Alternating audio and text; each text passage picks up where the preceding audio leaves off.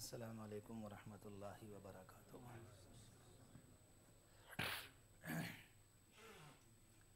بسم اللہ الرحمن الرحیم۔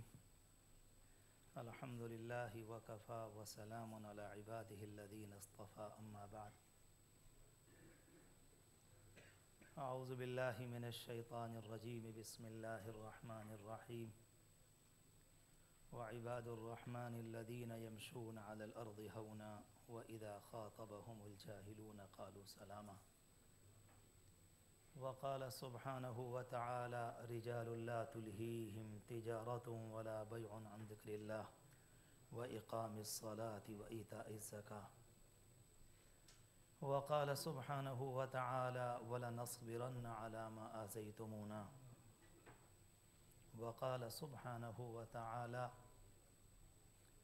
شهر رمضان الذي أنزل فيه القرآن هدى للناس وبينات من الهدى والفرقان، صدق الله العظيم۔ وقد قال النبي صلى الله عليه وآله وسلم الصوم جنة، أو كما قال عليه الصلاة والسلام۔ اللهم صل على سيدنا محمد وعلى آل سيدنا محمد وبارك وسلم، صلی اللہ علی النبی الامی، صلی اللہ علی النبی الامی۔ بہت ہی محبت کے مستحق میرے بزرگوں، قابل قدر دینی اور ایمانی بھائیوں، آپ بھی دعا فرمائیں، میں بھی دعا کروں کہ اللہ تبارک و تعالی بھلے سے وقت میں اچھی بات کہنے کی توفیق مرحمت فرمائیں۔ میرے بزرگ ابھی تعارف کرا رہے تھے، اپنی محبت میں کہہ رہے تھے۔ ہماری اردو میں کہتے ہیں کہ محبت اندھی ہوتی ہے۔ سچی بات یہ ہے کہ اللہ کے گھر میں آپ سے عرض کرتا ہوں، اپنی اوقات کا خوب پتہ ہے۔ اللہ راضی ہو جائے، اعمال کی توفیق مل جائے، مالک کا کرم اور عنایت ہو جائے تو زندگی بہت شاندار ہے، اور اگر یہ ساری باتیں نہ ہوئیں تو پھر تو اللہ کی ہم معاملہ انسانوں کے لیے بڑی تباہی کا ہے۔ اللہ تبارک و تعالی نے ہمارے آپ کے جسم میں جتنی چیزیں بنائیں ان کی ایک حد ہے۔ بہت آسان کوشش کروں گا، بہت نیچے اتر کر۔ میری مجبوری یہ ہے کہ مجھے گجراتی نہیں آتی، اور آپ لوگ جب آپس میں اپنی فارسی بولتے ہیں تو مجھے بڑے اچھے لگتے ہیں، اور مجھے آتی نہیں، میری مجبوری ہے۔ اللہ تبارک و تعالی نے مجھے اور آپ کو جتنی بھی نعمتیں دی ہیں ان کی ایک حد بندی ہے، وہ اس سے زیادہ نہیں۔ بات کو ذرا کھولوں، میرے منہ سے میری موت تک کتنے لفظ نکلنے ہیں اللہ نے طے فرما دیا ہے، نہ کم نہ زیادہ۔ میری آنکھ کے پلک کتنی مرتبہ حرکت کریں گے یہ اللہ نے طے فرما دیا ہے۔ وَإِن مِّن شَيْءٍ إِلَّا عِندَنَا خَزَائِنُهُ، ہر چیز کا خزانہ ہے۔ وَمَا نُنَزِّلُهُ إِلَّا بِقَدَرٍ مَعْلُومٍ، اور ہمیں پتہ ہے ہم کتنا اتارتے ہیں کتنا دیتے ہیں۔ اس چیز کو آگے بڑھا کر میں اور آپ سوچتے ہوئے چلے جائیں۔ میرے قدم، میرا بولنا، ماں باپ کے درمیان میرا رہنا، میرا سننا، میرا دیکھنا، میرے طبیعت کے اندر، دل کے اندر دھڑکن کی آواز، یہ سب طے۔ اور کوئی اللہ کا بندہ جب اس کا وقت مقرر آ جاتا ہے، نہ اس سے پہلے نہ اس سے آگے۔ ان اجل اللہ اذا جاء لا یؤخر، اب تمہاری منزل آ گئی، اب تم چلے جاؤ۔ اس زبان کو کوئی اللہ کا بندہ جو لکھ دیا ہے اللہ نے، اب چاہے تو اچھا استعمال کر لے، چاہے تو غلط کر لے، یہ آپ کو ہے۔ آنکھوں کا استعمال غلط کر لے یا درست کر لے، یہ میرے اور آپ کے اختیار۔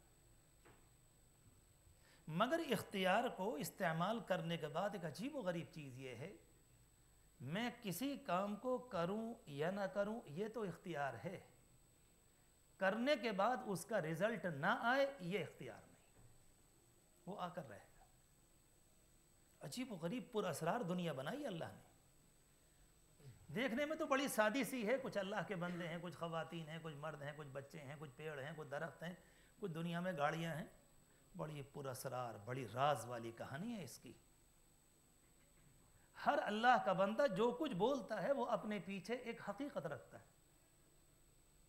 اللہ کے رسول علیہ السلام نے فرمایا اگر کسی آدمی نے غلط سنا، غلط سننا نہ سننا اختیار میں ہے، لیکن غلط سننے کے بعد دل پر دھبا نہ پڑے، یہ قیامت تک نہیں ہوگا۔ ہم نے قانون بنایا ہے، تلک سنت اللہ وَلَن تَجِدَ لِسُنَّتِ اللَّهِ تَبْدِيلًا، یہ اللہ کا قانون ہے، اس میں کوئی تبدیلی نہیں۔ اس کی صرف ایک ہی شکل و صورت ہے کہ کوئی اللہ کا بندہ جس موقع پر اس سے کبھی گناہ ہو جائے تو وہیں معافی مانگ لے، یہ تو ہے کہ اللہ اس کو معاف فرما دے گا۔ ہم لوگ یہ سمجھتے ہیں عموماً کہ دنیا میں جتنے بھی کام ہم کرتے چلے جا رہے ہیں بس ہماری زبان سے جملے نکلے اور ہوا میں اڑ گئے، جیسے بیڑی پینے والوں کا انڈیا میں دھواں نکل جاتا ہے، نہیں، ہم سمجھتے ہیں کہ ہماری بات اڑ گئی، اڑتی نہیں ہے۔ اللہ اکبر، کرامن کاتبین یعلمون ما تفعلون، لکھنے والے لکھتے ہیں، اور کل اللہ ہمارے سامنے گواہ کھڑے کرے گا، ہمارے ہاتھ پاؤں کو، ہمارے رجسٹر کو، ہمارے اعمال نامے کو، اپنی پوری کائنات کے نظام۔ اور انسان کیسا بیچارہ کھڑا ہوگا اس موقع پر، میرے اللہ میرے ہاتھ پاؤں باقی ہو گئے۔ انسان کہے گا کہ میں نے غلط کام تو نہیں کیا، پاؤں کہیں گے نہیں کیا، ہمارے ذریعے تم گئے تھے۔ الیوم نختم علی افواہہم وتکلمنا ایدیہم، ہم تمہارے ہاتھ پاؤں کو بولنے پر مجبور کریں گے۔ پتہ چلا کہ ایک عجیب و غریب قانون کی بندش میں میری اور آپ کی زندگی گزر رہی، اتنا آسان نہیں ہے زندگی کا پار کرنا جتنا دنیا نے سمجھ رکھا۔ ایک پیار بھری زندگی کا گزارنا، اس کے لیے کچھ اللہ کے بندوں کو پاپڑ بیلنے پڑتے ہیں۔ تو جس اللہ کے بندے کے جملے بھی محدود، دیکھنا بھی محدود، کانوں کا سننا بھی محدود، لمٹ کے ساتھ ہے۔ اور عجیب و غریب معاملہ یہ ہے کہ اگر کوئی اللہ کا بندہ یوں نہ سوچے اور بڑھتا چلا جائے تو آپ سوچیں آگے چل کر وہ یہ سوچے کہ میں اتنے بول گیا، میں غلط دیکھ گیا، میں واپس چلوں، اس میں واپس نہیں ہوا کرتا۔ اس لیے بہت سوچ کر استعمال کرنے کا مسئلہ ہے۔ کیوں فرمایا تھا حضور پاک علیہ الصلوۃ والسلام نے من قال خیرا او لیصمت، کہنا تو بھلی بات کہنا ورنہ چپ رہنا، کوئی حرج نہیں۔ اللہ کے رسول علیہ الصلوۃ والسلام کی بہت سی حدیثیں، آپ نے فرمایا بہت سے لوگوں سے خاموش رہا کرو۔ عجیب و غریب پیاری بات ہے، کوئی اللہ کا بندہ کہے کہ زبان تو بولنے کو دی اور رب العالمین کے پاک پیغمبر کہتے ہیں کہ تم چپ رہو، کہ ہاں اس کا بھی ایک استعمال ہے۔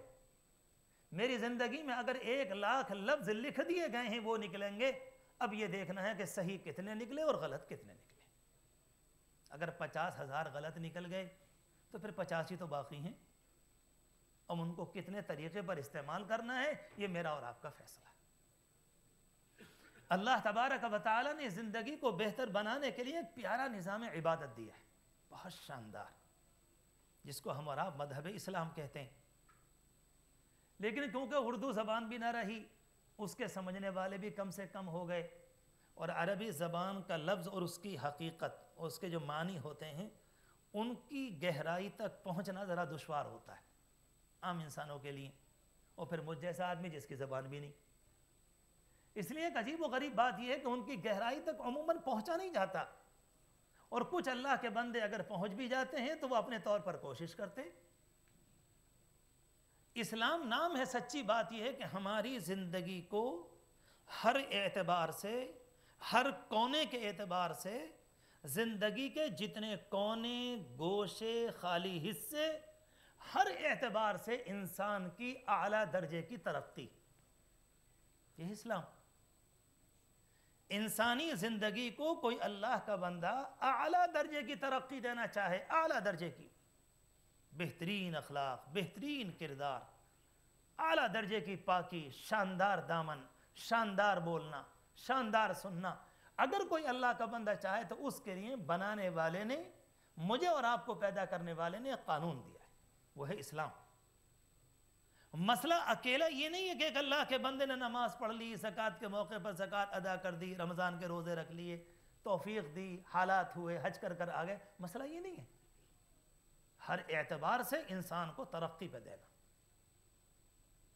حضور پاک علیہ الصلوۃ والسلام کے صحابہ کرام کے اندر جو بلندیاں نظر آتی ہیں وہ کیا ہے؟ وہ یہی تو ہیں، ورنہ تو وہ تو بیچارے اونٹوں کے پالنے والے تھے، انہیں تو کوئی اتنی لمبی چوڑی کہانی بھی ان کی نہیں تھی۔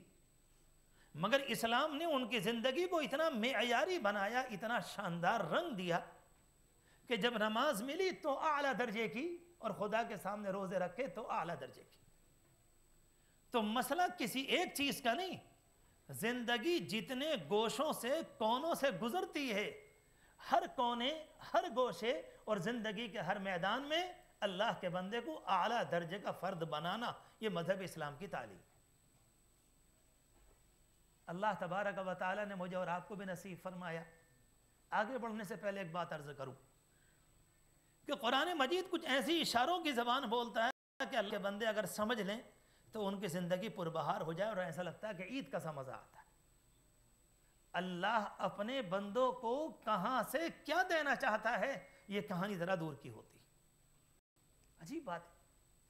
کبھی قرآن مجید میں سورہ یوسف پر یا موسیٰ علیہ السلام کے واقعے پر غور کریں، علماء کرام ان سے معلوم کریں، قرآن کا ترجمہ پڑھنے والے اگر ہوں گے تو وہ دیکھ لیں۔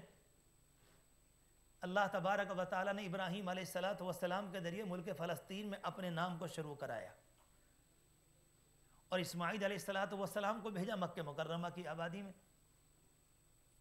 ایک علاقہ تھا اس زمانے کے اندر جو مصر کا علاقہ کہلاتا ہے، اور رب العالمین کی چاہت اور اس کی حکمت کا تقاضا یہ تھا کہ اللہ کا نام یہاں سے جاری ہو اور اس حصے کو اسلام کی دولت ملے۔ اور جب اللہ کسی چیز کا ارادہ فرما لیتا ہے تو پھر ہوتا چلا جاتا ہے۔ ہوتا کیسے ہے کہ وہ عجیب و غریب نظام دنیا نہیں سمجھتی کہ ہو کیا رہا ہے، نہیں سمجھتی دنیا۔ لوگ تو اسے عجیب و غریب نگاہ سے دیکھتے ہیں۔ جس موقع پر رب العالمین نے یہ طے فرمایا کہ مصر میں اللہ کا نام پہنچے اور دین اسلام یہاں سے چلے، کچھ بھائیوں کے دل میں اپنے ایک بھائی کے لیے اچانک حسد نے جنم لیا۔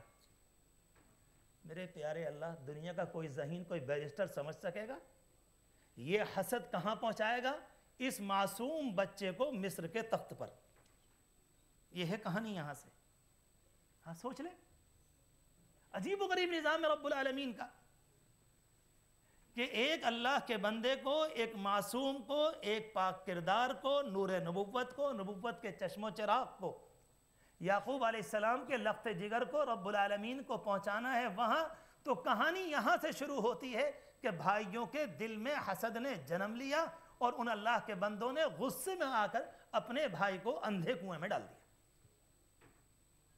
اتنے بہت سے بیٹھے ہوئے ہیں، آپ مجھ سے معلوم کریں، میں آپ سے معلوم کرتا ہوں، کیا کبھی تصور میں یہ بات آ سکتی ہے کسی کے کہ یہ مصر کے تخت پر سلطنت ہاتھ میں لینے، مصر کی زمام اقتدار باغ ڈور پکڑنے، اور وہاں کے لوگوں کو اسلام کی دعوت دینے، انہیں خطرناک جہنم کی زندگی سے نکال کر جنت کی زندگی پر لانے کے لیے اللہ کا یہ منصوبہ ہے، جس کی ابتدا یہ ہے کہ بھائیوں نے اپنے بھائی کو کنویں میں ڈال دیا۔ دنیا کا کوئی سچی بات یہ کہ ہماری اردو میں کہتے ہیں نا، دنیا کا ذہین ترین آدمی، اس کے بھی تصور میں یہ بات نہیں ہے کہ اللہ کہاں سے لے کر کہاں چلتا ہے۔ کوئی کہانی سنانا مقصود، کوئی یہ قرآن مجید میں کہ کبھی موسیٰ علیہ السلام کی سنا دی، تو کبھی ابراہیم علیہ السلام کی، تو کبھی عیسیٰ علیہ السلام کی۔ قرآن مجید تو کہتا ہے ما کان حدیثا یفتریٰ، یہ گڑی ہوئی باتیں تو ہیں نہیں، ایک عجیب و غریب پیاری چیزیں ہیں، حقیقت ہے اس کے پیچھے۔ صرف پورے قصے کو واقع بیان نہیں کرتا، اللہ کے بندے سب جانتے ہیں۔ ایک توجہ دلانا مقصود ہے کہ اللہ کا نظام کیسے حرکت میں آتا ہے۔ جس موقع پر ڈالا وہ وہاں پر ہیں، ایک قافلہ وہاں سے نکلا، پتہ چلا کہ رب العالمین کی حکمت میں یہ بات طے تھی، جب بھائی ڈال دیں گے اب تم چلو ادھر کو جاؤ۔ یہ جتنے بھی چلنے والے ہیں نا، اگر اپنی اردو میں کہوں تو ایسا لگتا ہے کہ تم خدائی مشن کے کام کرنے والے، خدا کے نوکر چاکر، جاؤ تم چلتے چلے جاؤ۔ اور عجیب بات یہ ہے کہ آپ ذرا سوچیں تنہائی میں کہ اس موقع پر قافلے کا پانی ختم ہوا، تو سوال یہ پیدا ہوتا ہے کہ یہیں کیوں ختم ہوا؟ نہیں، پانی یہیں ختم ہوگا، ہمیں اس بچے کو نکلوانا ہے، اور تمہارا آدمی رسی لے کر جائے گا، اور تم جا کر ڈول ڈالو گے، اور جب وہ نکالے گا تو اس میں ایک معصوم بچہ بیٹھ کر آئے گا۔ کنویں تو نامعلوم جنگل کی زندگی میں کتنے ہوتے ہیں، سب جانتے ہیں، جتنے بھی ملک سے بر صغیر کے آئے ہوئے لوگ ہیں، پرانے زمانے میں جنگلوں میں یہاں پانی وہاں پانی وہاں پانی، کہاں ہوتا ہے؟ لیکن نہیں، اللہ کو اسی موقع پر ختم کرنا تھا۔ اس کو کہتے ہیں اردو زبان میں کہ مجھے نظر تو نہیں آتا مگر میں خدا کا کارندہ ہوں، نوکر ہوں، خادم ہوں، غلام ہوں، اور انسان چاہے نہ چاہے رب العالمین کی حکمت کے مطابق کام کو کرتا چلا جاتا ہے، اسے پتہ نہیں چلتا کہ یہ جو آج کل میں کر رہا ہوں یہ کس لیے کر رہا ہوں، اسے خود بھی نہیں معلوم ہوتا۔ زمین کے اندر ایک لوٹا پانی ڈال دیجئے، وہ اپنے راستے کو خود بنا لیتا ہے۔ اگر ادھر رکاوٹ آئے گی ادھر کو چلا جائے گا، ادھر رکاوٹ آئے گی ادھر کو چلا جائے گا، اسے کوئی راستہ بتانے والا نہیں، وہ خود بخود چلتا چلا جاتا ہے۔ اسے کہتے ہیں خدائی نظام۔ اور رب العالمین جب طے فرمانے پر آتا ہے تو اللہ تبارک و تعالی فرماتا ہے ان قیدی متین، میری تدبیر سب سے مضبوط ہے، اس سے بڑھ کر کوئی۔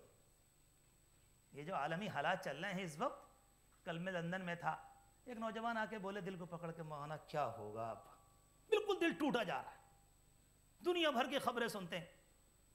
یہ میرے جوان بیٹھے ہوئے، ان سے تو کہہ سکتا ہوں، باقی تو بہت سے میرے باپ کی عمر کے میرے بزرگ ہیں، میں صحیح عرض کرتا ہوں کہ اگر اخبارات کی بنیاد پر دنیا کا تجزیہ کرو گے تو دل کے ٹکڑے ہو کے جا پڑیں گے۔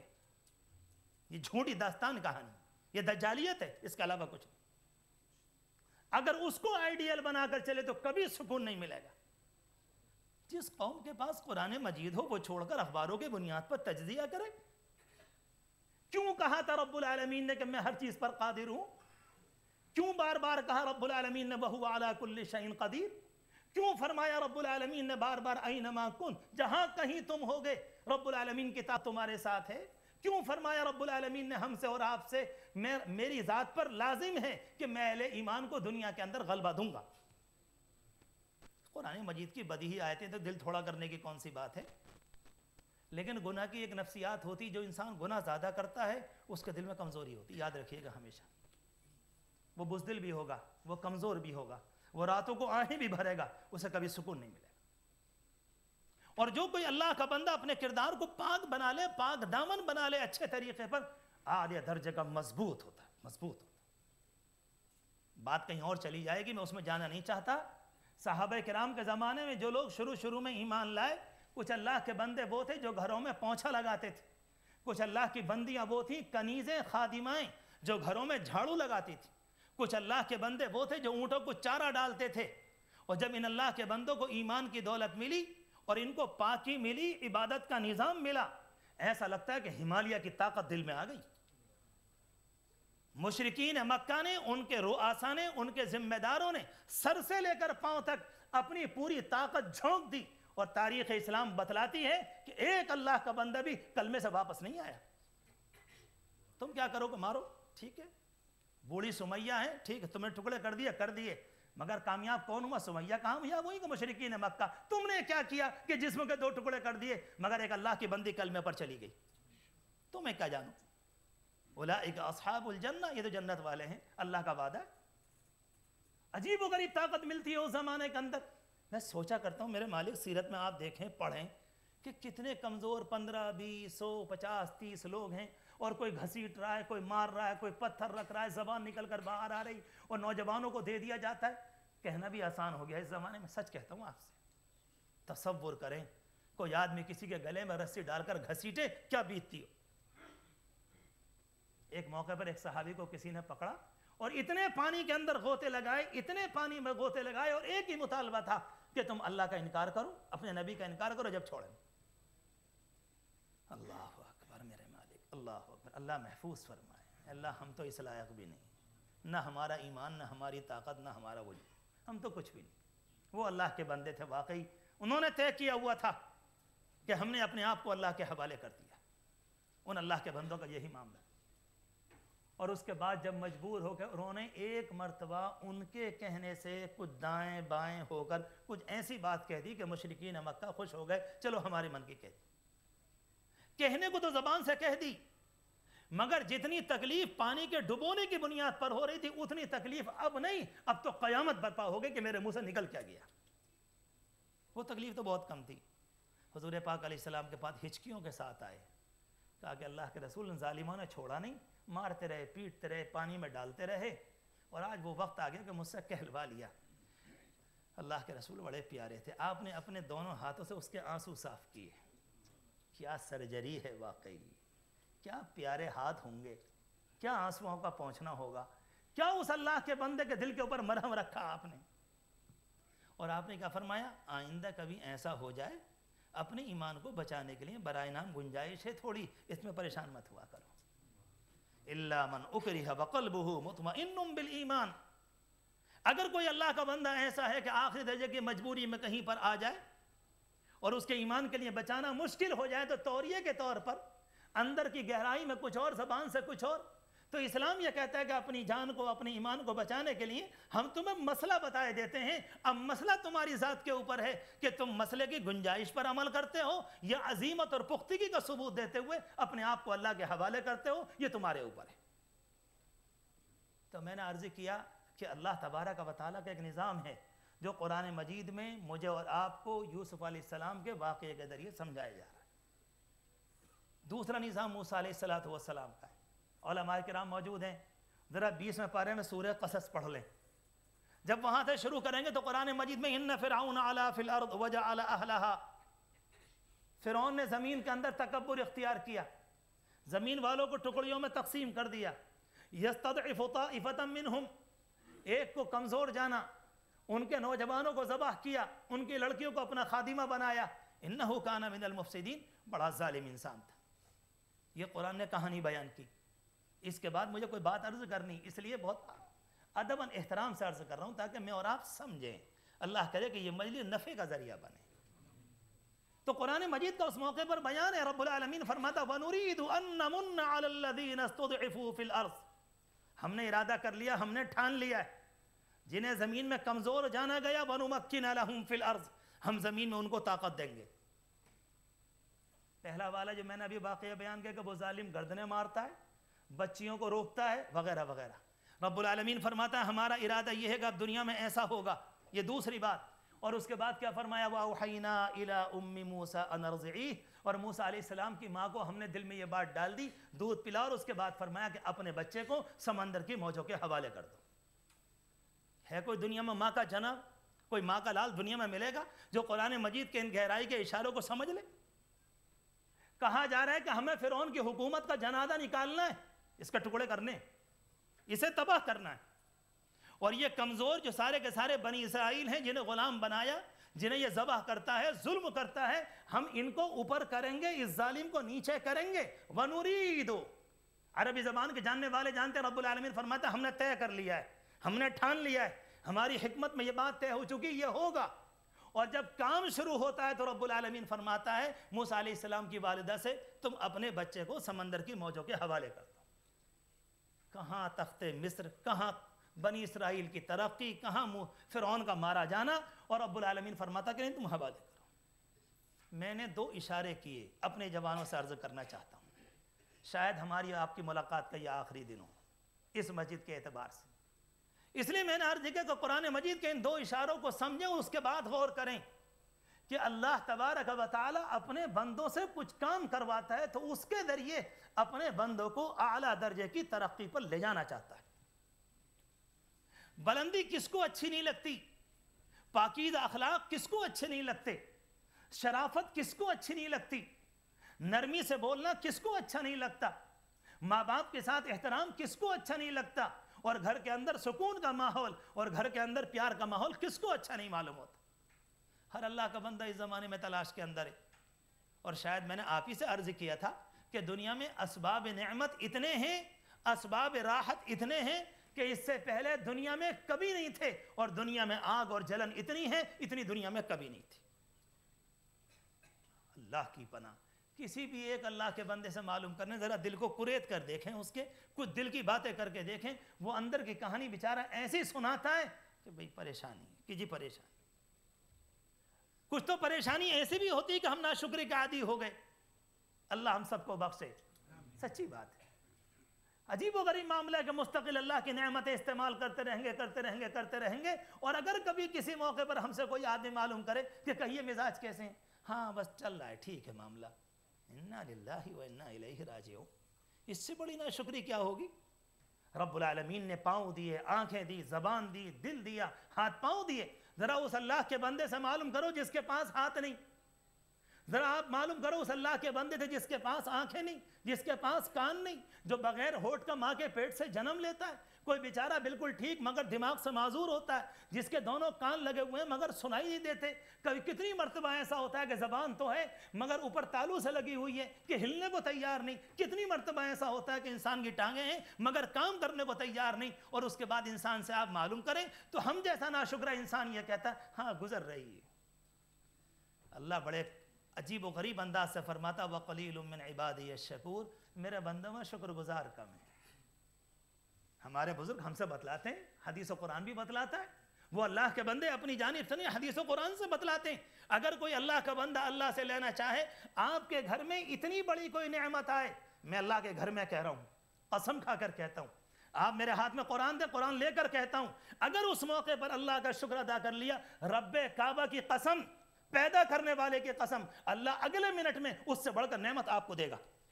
آپ دیکھ لیں کر کے، نہ ہو تو کسی موقع پر پکڑائیں، اور آپ کو پورا کہنے کا حق ہوگا کہ تم نے مسجد میں بات کہی تھی، ہم تمہارا گریبان پکڑتے ہیں، ہمارے گھر میں ایسا نہیں ہوا، کر کے دیکھو اللہ سے۔ ایک خود غرض دوست کی بات پر تو یقین ہوتا ہے، بے وفا بیوی کی بات پر تو ہمیں یقین ہوتا ہے، دنیا کے دوست ہم سے کچھ کہیں تو اس پر یقین، اور رب کریم کہتا ہے لَإِن شَكَرْتُمْ لَأَزِيدَنَّكُمْ، عربی زبان کے جملے کی فٹنگ پر غور کریں، اگر تم شکر کرو گے، رب کریم قسم کھا کر کہتا ہے میں اضافہ کروں گا اس کے اندر۔ کب ہوتا ہے پریشانی؟ اس وقت ہوتی ہے کہ شکر کیا مگر دل میں یہ تھا کہ پتہ نہیں ملے گا یا نہیں ملے گا، یہ بیکار کی بات ہے، اس پر نہیں ملا کرتا۔ رب العالمین کہتا ہے ہم سے دل کا سودا کرو، یقین کا سودا کرو۔ تو بات چل رہی تھی کہ رب العالمین نے مجھے ایک نظام عبادت دیا، رمضان المبارک جو مجھے اور آپ کو ملا، اس کے ذریعے کتنی نعمتیں اللہ دینا چاہتا ہے، وہ سب میں تو نہیں جاتا، مگر دو باتیں عرض کروں گا مختصر سے وقت میں۔ نمبر ایک، رب العالمین نے مجھے اور آپ کو جذبات دیے، دونوں اشارے موسیٰ علیہ السلام کے، یوسف علیہ السلام کے، اسی لیے میں نے مختصراً بیان کیے تاکہ سمجھ لیں اللہ کہاں سے کیا ارادہ کرتا ہے اور کس عمل کے ذریعے بندے کو کہاں پہنچانا جاتا ہے، یہ اللہ بہتر جانتا ہے۔ حضرت عائشہ رضی اللہ تعالیٰ نے فرمایا کرتی تھی کہ میرے گھر پہ ایک عورت مانگنے والی آتی اور کبھی کبھی میرے دروازے پر آ کر بیٹھ جاتی اور ایک شعر گنگنایا کرتی تھی عربی زبان کا، اور جیسا ہمارے اور آپ کے یہاں پرندے ہوتے ہیں، ہمارے ملک میں ایک پرندہ پایا جاتا ہے چیل نام کا، آپ کے ہاں تو مجھے نہیں معلوم، جو چیل جو ہوتی ہے تو وہ اللہ کی بندی جب بھی وہ شعر پڑھتی وہ کہا کرتی تھی وہ چیل والا دن، وہ چیل والا دن۔ حضرت عائشہ فرمانے لگی تم کیا جب بھی کبھی آتی ہو تو یہی والا شعر پڑھتی ہو، وہ چیل والا دن، وہ چیل والا دن، کہ وہ کیا مطلب ہے تمہارا اس کا؟ کہنے لگی وہ تو بڑا پیارا دن تھا میرے لیے۔ کہا خیریت تو ہے؟ کہا کہ میرے گھر کے اندر ایک موقع پر ایک سونے کا ہار تھا، وہ غائب ہو گیا، گھر کے لوگوں نے میرے اوپر الزام لگا دیا، جب مجھ پر الزام لگایا تو مجھے مارا گیا، مجھے پیٹا گیا، مجھے پریشان کیا گیا، مجھے ستایا گیا، آخری درجے مجھے تکلیف دی گئی۔ ایک وقت آیا کہ جس وقت لوگ مجھے پیٹ رہے تھے میں وہاں سے نکلی اور آگے بڑھی اور آگے بڑھی، اچانک ایک چیل آ گئی اور اس کے پنجے سے وہ سونے کا ہار گرا، اس طرح سے میری جان بچی۔ لیکن جب میں وہاں سے نکل کر آئی تو اللہ تبارک و تعالیٰ نے اپنے رسول کی چوکھٹ پر پہنچا دیا، تو چیل کے تو میرے لیے نعمت بن گئی۔ میں تو چیل والے دن کو یاد رکھتی ہوں کہ چیل والی کہانی میرے لیے بڑی شاندار۔ عرض کرنے کا مقصد یہ کہ اللہ کہاں سے کہاں کو لے کر جا رہا ہے۔ دو چیزیں مجھے رب العالمین نے دی ہیں، مجھے اور آپ کو، ایک جذبات دیے ہیں، ایک عقل دی ہے۔ اللہ چاہتا ہے کہ بندے ترقی کرے، اس کے لیے مجھے اور آپ کو جذبات دیے۔ ہر انسان کی خواہش ہوتی ہے میرے گھر میں اعلیٰ معیار ہو، کوئی حرج کی بات نہیں، یہ دیا ہوا جذبہ اللہ کا ہے۔ رب العالمین فرماتا ہے کہ نعمتیں استعمال کرو، یا ایھا الرسل کلوا من طیبات واعملوا صالحا، خوب اچھی نعمتیں کھاؤ، اللہ نے اگر دیا ہے، رسولوں سے بھی کہا، ایمان والوں سے بھی کہا، کوئی مسئلہ نہیں، مگر کیا فرمایا ولا تصعر خدک للناس، تمہاری پیشانی لوگوں کے لیے متکبرانہ نہ بنے، سب کچھ کرو اللہ کے بندے بن کر رہو۔ رب العالمین کو عاجزی بڑی پسند ہے، بندگی اللہ کو بڑی محبوب، اس لیے مجھ سے اور آپ سے تاکید کی کہ ہاں یہ تمام چیزیں استعمال کرو۔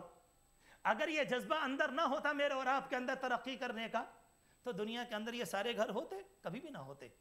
پرانے لوگ پہاڑوں میں رہا کرتے تھے، پرانے لوگ جنگلوں میں رہتے تھے، گھاس پھوس کے مکانات میں رہتے تھے۔ اگر یہ ترقی کا جذبہ نہ ہوتا تو انسان کبھی آگے نہ بڑھتا۔ لیکن دیکھ لیں جس اللہ کے بندے پر کمزور مکان ہوتا ہے حالات کچھ اچھے ہو جائیں پختہ مکان ہو جاتا ہے، اور اچھے ہو جائیں اور اچھا ہو جاتا ہے۔ ہم اپنے ملک میں دیکھتے ہیں کہ اور اچھے ہو جائیں اب پتھر بھی لگنے لگا، جی اور اچھے آ جائیں اب اے سی بھی آ گیا، اور اچھے ہو جائیں تو نہیں۔ اللہ کے بندوں مکان تو پہلے بھی تھا، نہیں طبیعت یہ کہتی اللہ نے بنائی ہے طبیعت کچھ ایسی، انسان چاہتا ہے کہ میں ترقی کروں، اور رب العالمین اپنے بندوں کو آگے بڑھتے ہوئے دیکھنا چاہتا ہے۔ ماں کی محبت میں آگے بڑھو، بیوی کے خیال میں آگے بڑھو، اپنی اولاد کی بہترین ایمانی تربیت میں آگے بڑھو۔ مسئلہ اکیلا یہ نہیں ہے کہ کلمہ یاد کرا دیا، مسئلہ اکیلا یہ نہیں ہے کہ ایک مرتبہ ٹوک دیا، مسئلہ اکیلا نہیں، رب العالمین کی یہ دی ہوئی امانت ہے، اور رب العالمین کل امانت کے متعلق آپ سے معلوم کرے گا ہم نے تمہیں امانت دی تھی، تم نے اس امانت کا حق ادا کیسے کیا ہے۔ تو جذبہ تو بہت شاندار ہے، لیکن جذبے کا معاملہ یہ ہے اگر کنٹرول کے باہر ہو جائے تو یہ جذبہ انسان کی بربادی کا ذریعہ بن جاتا ہے۔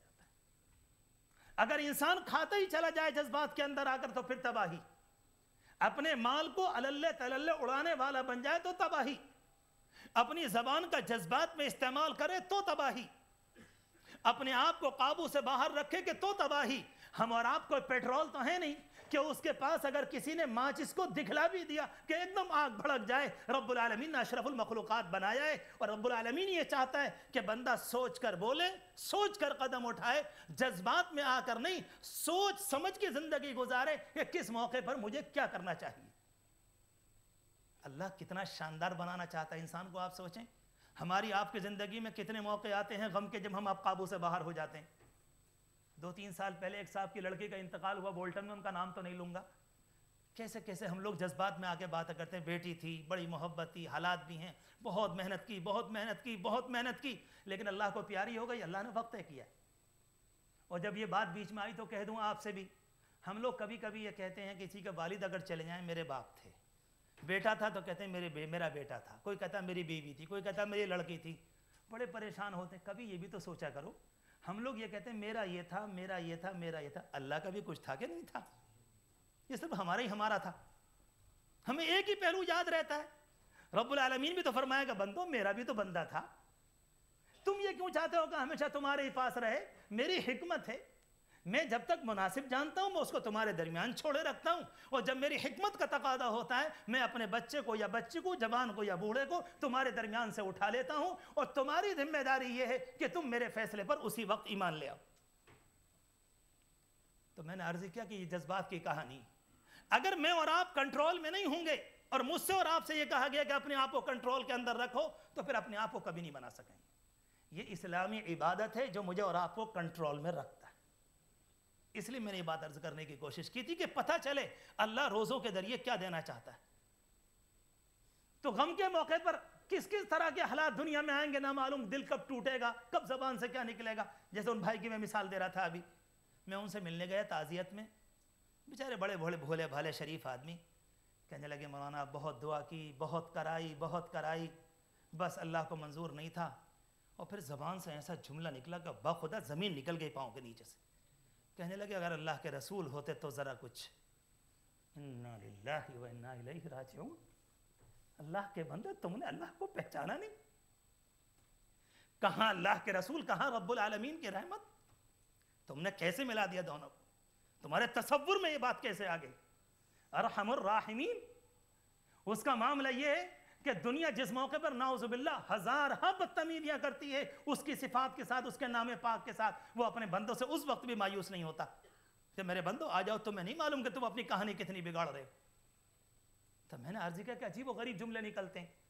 میری اور آپ کی زندگی اللہ نے کچھ ایسی بنائی کہ مختلف حالات سے گزرے گی، کبھی گھر میں خوشی ہوگی، کبھی جوان لڑکی کی شادی ہوگی، کبھی جنازہ نکلے گا، کبھی 3 دن کے بعد آنے والی بیوی دنیا سے رخصت ہو جائے گی، کبھی 8 ڈولی آئی اور کل کو شوہر روانہ ہو گیا، کبھی کیا ہوگا اور کبھی کیا ہوگا۔ اور اللہ خوب جانتا ہے میرے بندو، اگر میں نے عبادت کے ذریعے تمہارا مزاج نہیں بنایا اور تم کو درست نہیں کیا تو تم تو اپنے آپ کو غلط جملے بول کر تباہ کر لو گے۔ یہ ہے رمضان المبارک کے روزے کہ اللہ اس کے ذریعے اپنے بندوں کو سلیقہ دیتا ہے، صبر دیتا ہے، جذبات پر کنٹرول کرنے کی ایک طاقت ملتی ہے۔ مسئلہ بھوکا رکھنا نہیں، مسئلہ یہ نہیں ہے کہ تراویح کے اندر رات کو کھڑا کر کے رب العالمین اپنے بندوں کو تھکانا چاہتا ہے، ہرگز مسئلہ یہ نہیں۔ جہاں لاکھوں حکمتیں ہیں اس میں ایک حکمت بھی ہے کہ میرے بندو تمہیں اپنے مزاج پر کنٹرول آ جائے اور تم تنہا جذبات کی بنیاد پر دنیا میں قدم بڑھانے والے نہ بنو۔ اگر ہم نے اور آپ نے اللہ نہ کرے بھی کبھی زبان سے جملہ یہ کہہ دیا، سنتے ہم دن رات اپنے ملک کے اندر، یہاں کے حالات سے آپ واقف ہیں، کبھی کسی کا اچانک بچہ چلا جائے، خوبصورت بچہ، تو کتنی مرتبہ ماں کی زبان سے جملے نکلتے ہیں، کیا میرا ہی بچہ رہ گیا تھا بس، ابھی تو بچہ گیا اب تمہارا ایمان بھی گیا، بچہ گیا تمہارا ایمان بھی گیا۔ اگر گھر میں ایک بیماری، دوسری بیماری، تیسری اور چوتھی اور پانچویں آ گئی، کتنی مرتبہ اچھے خاصے پڑھے لکھے صوم و صلاۃ کے پابند انسان کی زبان سے اس طرح کے گندے جملے نکلتے ہیں، کیا میرے گھر رہ گیا بیماریوں کے لیے؟ کس سے کہہ رہے ہو؟ کس سے کہہ رہے ہو؟ یہ جملہ کہاں پہنچے گا؟ اللہ فرماتا ہے ابن آدم یسبنی، میرا بندہ مجھے گالیاں بھی دیتا ہے۔ میرے اللہ، آپ بھی خوب سنتے ہیں، اور کتنے تحمل والے، کتنے صبر والے، کتنے برداشت والے کہ بندوں کی سنتے ہیں اور بندوں کو پھر بھی تباہ نہیں فرماتے۔ تو ایک بات میں نے عرض کی کہ یہ حالات ایسے ہیں، مجھ پر آپ پر نہیں، سب پر دنیا میں حالات آتے ہیں۔ اگر رمضان المبارک کے روزے نہ ہوتے، رمضان المبارک میں بھوکا پیاسا رکھنا نہ ہوتا، رمضان المبارک میں ٹریننگ والی بات نہ ہوتی، رمضان المبارک میں یہ تربیتی مرحلہ نہ ہوتا، رب کعبہ کی قسم کسی مسلمان باپ کے لیے ممکن نہیں تھا کہ وہ اپنے ہاتھ سے اپنے اکلوتے لخت جگر کو اس کی موت کے بعد مٹی کے حوالے نہیں کر سکتا تھا۔ یہ نظام عبادت ہے جو انسانوں کو بناتا ہے۔ جو باپ اپنے بچے کو کہے میں رکھتا ہے، بلینکٹ میں رکھتا ہے، لحاف میں رکھتا ہے، شاندار گدوں پر رکھتا ہے، ایک وقت آتا ہے جب انتقال ہو گیا، کتنی مرتبہ آپ نے اور میں نے دیکھا کہ وہی باپ اپنے بچے کو نیچے مٹی، اوپر مٹی، دائیں مٹی، بائیں مٹی اور کیڑوں کے حوالے کر کے چلا آتا ہے، اور کیا کہتا ہے؟ انا للہ و انا الیہ راجعون، اللہ ہم تو ہیں ہی آپ کے اور لوٹ کے بھی آپ کی طرف جا رہے ہیں، یہ بچہ بھی آپ کی طرف چلا، آگے آگے یہ جا رہا ہے، پیچھے پیچھے ہم بھی آ رہے ہیں، ہم تو سب اللہ کے۔ یہ ملتا ہے نظام عبادت کے ذریعے۔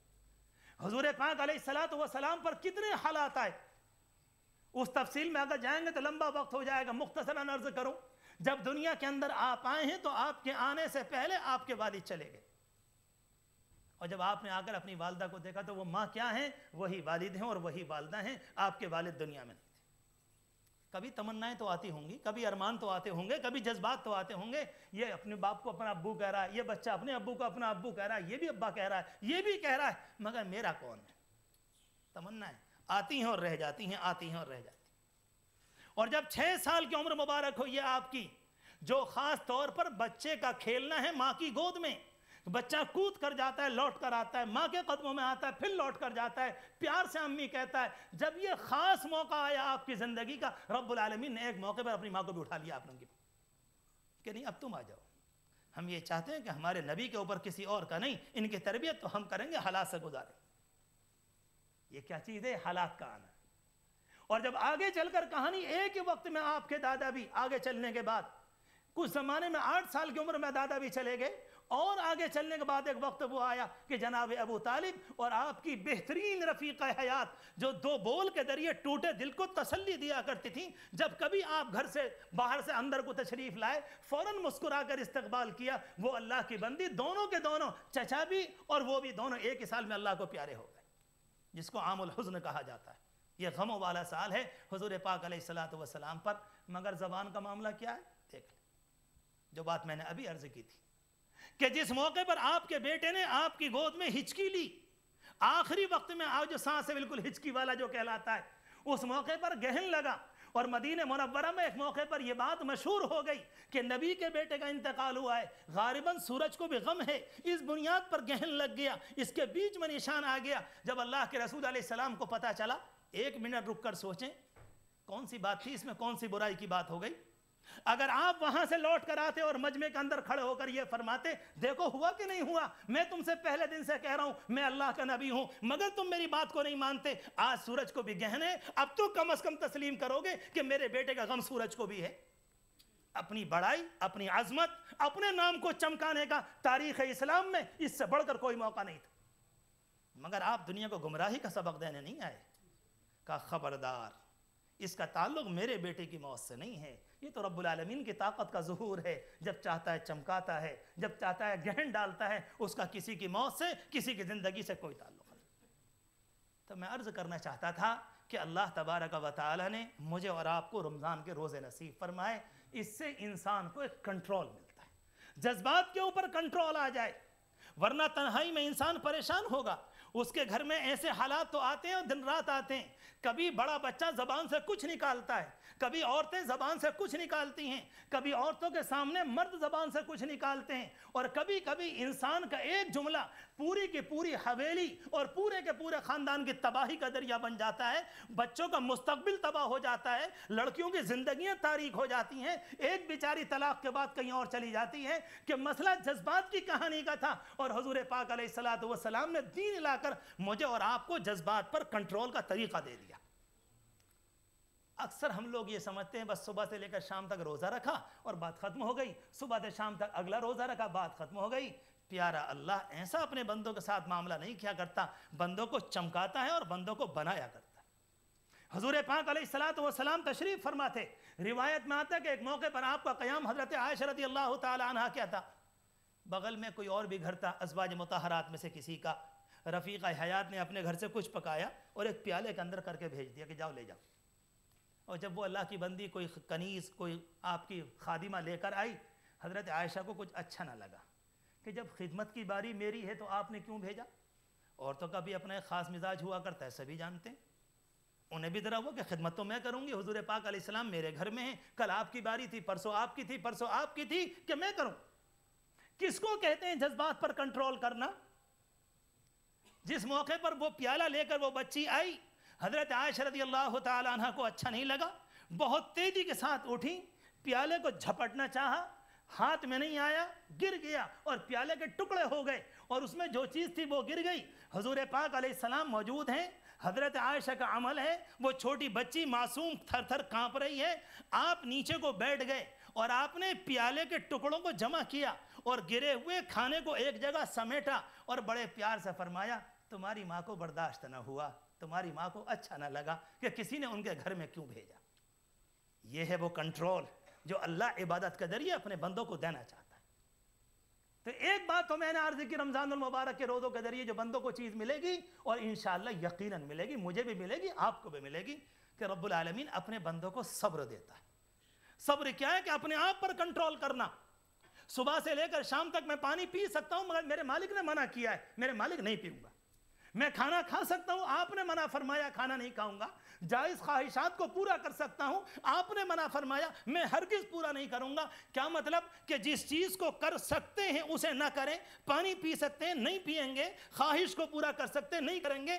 گویا کہ تربیت کے مرحلے سے بندوں کو اللہ گزار رہا ہے. رب العالمین نے بندوں کو گزارا کہ میرے بندوں, ایک مہینہ جائز سے رک کر اپنے آپ کو تربیت سے گزارو, کیونکہ زندگی کا میدان بہت بڑا ہے. کبھی اس صبر کی ضرورت پڑے گی تمہارے کمرے میں, کبھی صبر کی ضرورت پڑے گی بیوی کے جملوں کے سامنے, کبھی صبر کی ضرورت پڑے گی جوان اولاد کی آنکھ لال کرنے کے موقع پر, اور کبھی صبر کی ضرورت پڑے گی تجارت کے نیچا ہو جانے پر, کبھی صبر کی ضرورت پڑے گی کسی موقع پر تباہی پر, اور کبھی صبر کی ضرورت پڑے گی ہزار خطرناک بیماریوں پر. اگر تم نے اپنے آپ کو رمضان کے روزوں کے ذریعے نہیں بنایا تو پھر یاد رکھو طلاقیں بھی ہوں گی, غلط جملے بھی ہوں گے, اور انسان کا ایمان بھی داؤ پر لگے گا.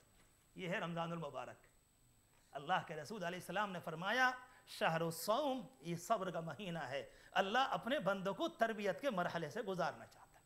ایک بات تو یہ عرض کی, اور دوسری بات میں نے عرض کی کہ اللہ تبارک و تعالی رمضان کے روزوں کے ذریعے تقوی دینا چاہتا ہے. صبر کس کو کہتے ہیں؟ اردو زبان میں تو یہ مشہور ہو گیا کہ صبر اس کو کہتے ہیں اردو زبان کے اندر کہ بھائی ٹھیک ہے, کسی نے ہمارے ساتھ کچھ کیا, ہم نے پی لیا, ہم نے برداشت کر لیا, ہم نے سن لیا. ورنہ سچی بات یہ ہے کہ یہ نہیں. صبر کہتے ہیں پوری قدرت کے باوجود, جذبات کے باوجود, پوری قدرت کے باوجود اپنے آپ کو اللہ کے لیے قابو میں کر لینا. اور اگر اجازت دیں, وقت پورا ہونے لگا, ہمارے امام صاحب نے فرمایا تھا 4-5 منٹ بڑھا دیجئے گا. اگر اجازت دیں تو میں کہہ دوں آپ سے, وہ باپ اپنے گھر کو نہیں چلا سکے گا جس اللہ کے بندے کو صبر نصیب نہیں. وہ اپنی اولاد کے لیے مصیبت بنتا ہے, اور وہ اولاد اپنے باپ کی آنکھوں کا کانٹا بنتی ہے اور دل کا انگارہ بنتی ہے جس اولاد کو اللہ کی طرف سے صبر نصیب نہ ہوا. رب العالمین نے کلام پاک میں ایک موقع پر فرمایا, سارے نبیوں کے متعلق فرمایا وَجَعَلْنَاهُمْ أَئِمَّةً, ہم نے ان کو امام بنایا, لَمَّا صَبَرُوا, جس موقع پر انہوں نے صبر کیا. کیوں کہا یوسف علیہ السلام کے واقعے میں جہاں پوری سورہ یوسف ختم ہو گئی، انہو من یتقی ویصبر، جو کوئی تقوی کرے گا اور جو کوئی اپنے آپ کو کنٹرول کرے گا. ان کے سامنے ایک عورت آئی جو اپنے وقت کی ملکہ تھی، جس کے کنٹرول میں پولیس تھی، جسے کسی کا ڈر نہیں تھا. اس نے محل کو بند کیا تھا اور وہاں پر کوئی نہیں تھا. اور یوسف علیہ السلام دیہات کے رہنے والے ایک جوان، ان کی بھی خواہشات تھیں، ان کے بھی جذبات تھے. انبیاء فرشتے نہیں ہوا کرتے، وہ بھی شاندار انسان ہوا کرتے ہیں. ان کے سامنے ایک عورت آئی مگر اپنے آپ پر کنٹرول کر لیا اور بڑے عقل کی روشنی میں یہ کہا، انہو ربی احسن مسوایا، یہ مجھے لے کر آیا ہے بازار سے خرید کر میرا مالک، یہ تو بڑی بے وفائی کی بات ہوگی، میں اس کی عورت کے اوپر ہاتھ ڈالوں، ایسا نہیں ہو سکتا. انبیاء علیہ السلام کی پوری کہانی پڑھتے ہوئے چلے جائیں، صبر کے بغیر نہیں. بس میرے جوانوں، یہ کہنا چاہتا تھا آپ سے پہلے اپنے آپ سے ادب اور احترام سے آپ سے، ہم میں سے کون نہیں چاہے گا میرا گھر پربہار بن جائے؟ ہم میں سے کون نہیں چاہے گا میں شاندار بن جاؤں؟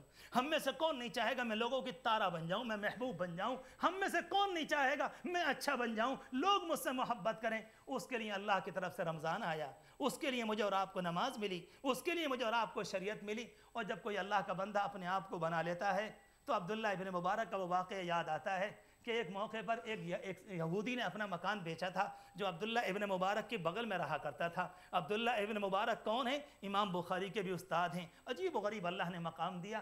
جب اس سے پوچھا گیا کہ تم مکان بیچ رہے ہو؟ کہ جی بیچ رہے ہیں. کہ جی کتنے کا بیچ رہے ہو؟ کہ جی 10,000 درہم کا بیچ رہے ہیں. یا کچھ قیمت بتلائی تو لوگوں نے کہا تم تو بڑی مہنگائی کی قیمت بتلا رہے ہو، اتنا تو نہیں ہوتا اس ایریے کے اندر. کہنے لگا ہاں قیمت تو 5,000 ہے، مگر 5,000 عبداللہ ابن مبارک کے پڑوس کے بھی تو ہیں، ان کا پڑوس نصیب ہو جائے گا. ایسے لوگوں کے پڑوس میں رہنے کو، صابر بندوں کے پڑوس میں رہنے کے لیے کچھ اللہ کے بندوں کو ملا کرتا ہے. یہ نہ سوچیں اللہ کسی کو دے گا کسی کو نہیں، رحمت عام ہے، سیلاب آیا ہوا ہے، جو چاہے اپنے آپ کو بنا لے، جو چاہے دل کو چمکا لے. مختصر سی دعا کر لیں، اللہ رمضان کے روزوں کے ذریعے جو دینا چاہتا ہے حقیقی معنی میں ہم سب کو نصیب فرما دے، اپنا پیارا بندہ بنا لے اور ہمارے گھر کی خواتین کو اچھی بندی بننے کی توفیق مرحمت فرمائے. وآخر دعوانا ان الحمدللہ رب العالمین. اللہ سے عاجزی کے ساتھ توبہ کریں، اپنے گناہوں کی ہم سے معافی مانگیں، اللہ سے رحمت کو طلب کریں. سبحان ربی الاعلی العلی الوہاب. اللہم صلی علی سیدنا محمد وعلی آل سیدنا محمد وبارک وسلم. اے اللہ تیرا شکر اور احسان، اے اللہ تیرا کرم اور احسان، اے اللہ تیرا شکر اور احسان. پیارے اللہ تیرا کرم، پیارے اللہ تیرا کرم، پیارے اللہ تیرا کرم. محبوب حسین ترین اللہ تیرا کرم اور احسان. رب کریم آپ کتنے اچھے، کتنے پیارے. اے اللہ ہم دن رات گناہ کرتے ہیں، آپ دھکا نہیں دیتے. ہم سے غلطیاں ہوتی ہیں، آپ ہماری صورتوں کو مسخ نہیں فرماتے. آپ بندوں کو موقع دیتے ہیں، بار بار دیتے ہیں. پیارے اللہ آپ کتنے پیارے ہیں، بار بار رمضان لاتے ہیں، بار بار نماز لاتے ہیں، بار بار موقع دیتے ہیں کہ بندوں پچھلے رمضان میں نہ بنا سکے تو اب بنا لو، آج نہ بنا سکے تو شام بنا لو. رب کریم آپ کتنے اچھے ہیں اور کتنا انسانوں کو موقع دیتے ہیں. اے اللہ تیرا شکر اور احسان، آپ نے مسلمان بنایا، آپ کا شکر اور احسان، آپ نے نعمتیں نصیب فرمائی. پیارے اللہ طبیعت چاہتی ہے ایک ایک چیز پر آپ کا شکر ادا کریں. آپ نے پاؤں بھی دیے، آپ نے ہاتھ بھی دیے، آپ نے زبان بھی دی، آپ نے حسین بنایا. اے اللہ جس کی آنکھیں نہیں ہوتی وہ بھی تو کسی ماں کا جنا ہوتا ہے، جو ایک ہاتھ سے معذور ہوتا ہے وہ بھی تو کسی ماں کا ہوتا ہے. اس کی ماں پر کیا گزرتی ہوگی. اے اللہ جس کی آنکھیں نہیں ہوتی، نہ تو اس نے ماں باپ کو دیکھا، نہ اس نے قرآن کو دیکھا، نہ آپ کے بیت اللہ کو دیکھا. اے پیارے اللہ مگر آپ نے ہمیں آنکھیں بھی دی، آپ نے سب کچھ دیا، مگر ہم سے استعمال میں بڑی غلطی ہوئی، بڑی غلطی ہوئی. مالک بڑے قصور کیے اور آپ کو ہم سے یہ کہنا بالکل بجا ہے وَقَلِيلٌ مِّنْ عِبَادِيَ الشَّكُورِ، میرے بندوں میں شکر گزار کم ہیں. اے اللہ کوئی کم ہو یا نہ ہو مگر ہمیں اقرار ہے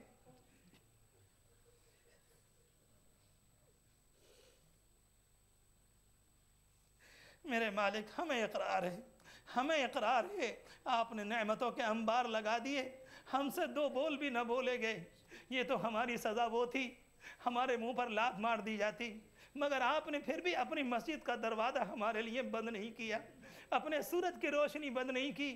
اے پیارے اللہ آج کے دن ہم بیٹھ کر حقیقی معنی میں آپ سے سچی توبہ کر رہے ہیں. اے پیارے اللہ ہمارے گناہ کو معاف کر دیجئے، معاف کر دیجئے، معاف فرما دیجئے، معاف فرما دیجئے.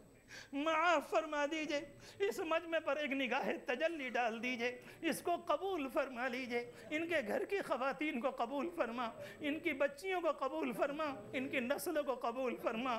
اے اللہ ہم سب کو نسلوں کو ارتداد سے بچا لیجئے، کفر سے بچا لیجئے، شرک سے بچا لیجئے، گندی تہذیب سے بچا لیجئے۔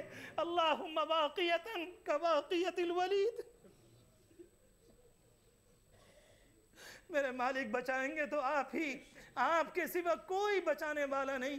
اے اللہ قبول فرما لیجئے، اے اللہ قبول فرما لیجئے۔ اے اللہ ہم مسجد کے دروازے کے بھکاری ہیں، اے اللہ کبھی کبھی بھکاری اپنے بچوں سے کہہ کر آتا ہے کہ بیٹھو مسجد کے دروازے پر جا رہا ہوں، وہاں بہت ملتا ہے۔ اے اللہ ہم بھی تو مسجد کے دروازے پر ہیں، ہمیں نہیں معلوم ابھی تک ہماری مغفرت ہوئی کہ نہیں ہوئی۔ مالک ہم سے بڑا گناہگار کون ہوگا، ہم سے بڑا خطاکار کون ہوگا؟ داڑیاں سفید کر لی مگر گناہ نہیں چھوڑے، آنکھوں نے جواب دینا شروع کر دیا گناہ نہیں چھوڑے۔ اے اللہ دانت جانے شروع ہو گئے گناہ نہیں چھوڑے، کمر ٹیڑھی ہو گئی گناہ نہیں چھوڑے۔ میرے اللہ اس غیبت نے کمر توڑ دی، بدگمانی نے کمر توڑ دی، حسد نے کمر توڑ دی، برا چاہنے نے کمر توڑ دی۔ رب کریم بچا لیجئے، اس رمضان میں صبر دے دیجئے، رحمت دے دیجئے، مغفرت دے دیجئے، راضی ہو جائیے اور ہماری توبہ قبول فرما لیجئے، ہماری توبہ قبول فرما لیجئے۔ ہمیں عاجزی نصیب فرما، ہمیں حقیقت نماز نصیب فرما، روزے کی حقیقت نصیب فرما، پیار بھری زندگی نصیب فرما۔ ہماری دنیا بھی اچھی بنا دیجئے اور ہماری آخرت بھی اچھی بنا دیجئے۔ جب لوگ قبر میں رکھ کر آئیں تو مغفرت مقدر فرما دیجئے، معافی مقدر فرما دیجئے۔ پیارے اللہ ایک مرتبہ اس پورے مجمع پر نگاہ رحمت ڈال دیجئے، آپ کی ایک نگاہ کی بات ہے، ہماری زندگی کا سوال ہے، آپ کی ایک نگاہ کی بات ہے، ہماری زندگی کا سوال ہے۔ رب کریم اس مجمع کی تمام آرزویں پوری فرما، تمام دعائیں قبول فرما، روزیوں میں برکت نصیب فرما، جادوگری سے حفاظت فرما، بد نظری سے حفاظت فرما، اچانک موت سے حفاظت فرما، بری موت سے حفاظت فرما، سنتوں کا اتباع نصیب فرما، اپنے نبی کا پیارا دین نصیب فرما، عمل کی توفیق مرحمت فرما۔ اے اللہ جب گھر میں بلا ہی لیا تو کبھی دھکا نہ دیجیے گا اور نسلوں کے لیے ایمان کے فیصلے فرما دیجئے۔ اے پیارے اللہ قیامت کی صبح تک ہماری نسلوں میں کوئی زانی نہ ہو، کوئی حرام کار نہ ہو، کوئی کافر نہ ہو، کوئی مشرک نہ ہو۔ اے اللہ ایمان کو طے فرما دیجئے اور جاری فرمانے کا فیصلہ فرما دیجئے۔ اے پیارے اللہ سارے مرحومین کی مغفرت فرما، تمام مرحومات کی مغفرت فرما، جہاں کہیں دنیا میں پریشان ہیں ان کی پریشانی کو دور فرما۔ اے اللہ ان کے حالات کو مضبوط فرما، ان کو اپنی عافیت میں لے لیجئے، ان کو سکون نصیب فرما دیجئے۔ برما کے مسلمانوں کے حفاظت فرما، اے اللہ حفاظت فرما، اے اللہ حفاظت فرما، اے پیارے اللہ حفاظت فرما، اے پیارے اللہ حفاظت فرما، اے پیارے اللہ حفاظت فرما، مشرق و مغرب میں حفاظت فرما۔ رب کریم جو مانگا قبول فرما، جو رہ گیا وہ بھی قبول فرما۔ اے اللہ جو مانگنا چاہیے تھا وہ بھی قبول فرما، جس بہن نے کچھ کہلایا ہو وہ بھی قبول فرما، جو چاہتی ہو وہ بھی قبول فرما۔ اپنے کرم سے ہماری ہر دعا ہر جذبے کو قبول فرما۔ اللہم صلی علی سیدنا محمد وعلی آل سیدنا محمد وبارک وسلم صلی اللہ تعالی علیہم اجمعین برحمتک یا ارحم الراحمین۔ بسم اللہ الرحمن